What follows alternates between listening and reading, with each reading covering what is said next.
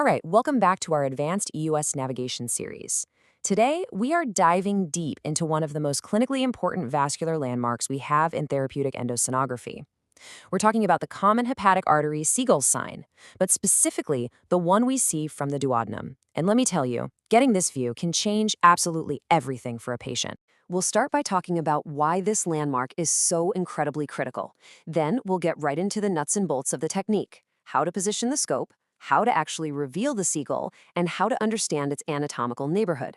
After that, we'll connect the dots to how this becomes the surgeon's roadmap, and we'll wrap up by talking about what it really takes to master this skill. So let's just jump right in. This is not just some academic anatomy lesson.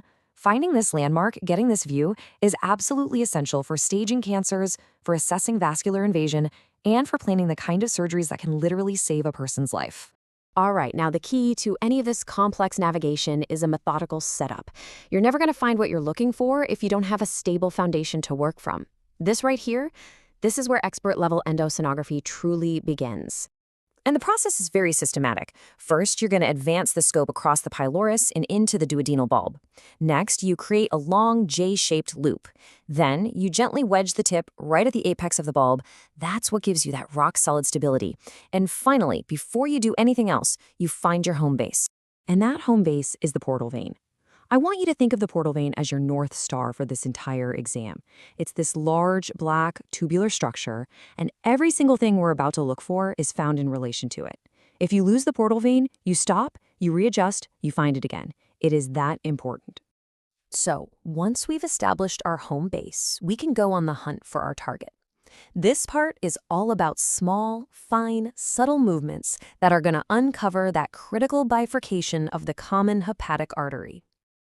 And you know, what's really amazing is that it all comes down to one final delicate maneuver. We're talking about a very fine, maybe 10 to 20 degree clockwise or counterclockwise rotation of the scope. It's this patient-controlled movement that just pops that Seagull right into view on your screen. And when you get it, this is what you'll see.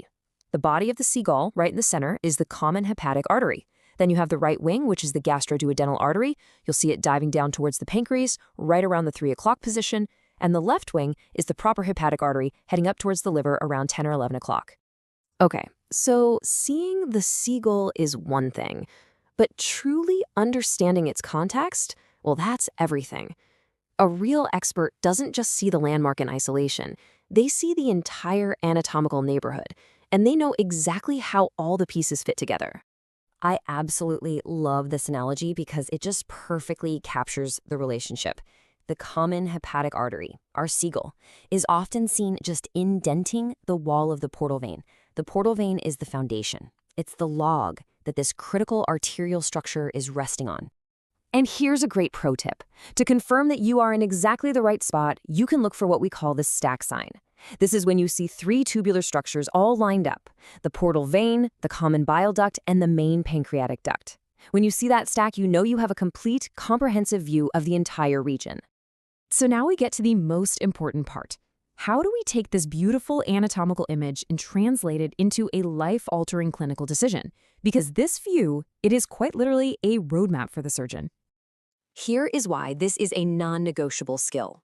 We use this view to stage cancers. We use it to detect if a tumor has invaded key blood vessels. We use it to assess nearby lymph nodes. And we use it to give the surgeon a precise map of the patient's anatomy before they even step into the operating room.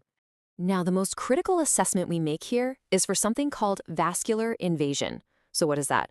Well, normally, you see this bright white line, an echogenic interface between a tumor and a vessel wall. When that line is gone, when the tumor is plastered right up against the vessel, that's vascular invasion.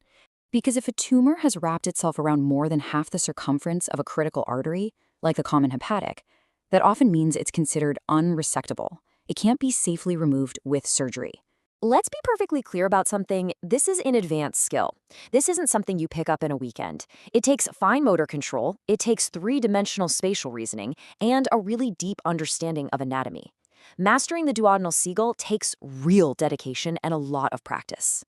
And when you're learning, there are common hurdles. The biggest one, by far, is simply not getting that stable scope position in the duodenal bulb. If the foundation isn't right, nothing else will be.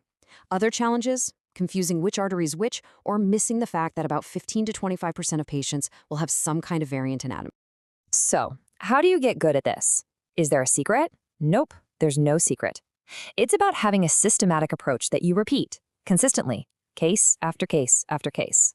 That repetition is what builds the muscle memory and the instant pattern recognition that truly defines an expert. And that really brings us to the most important point of all.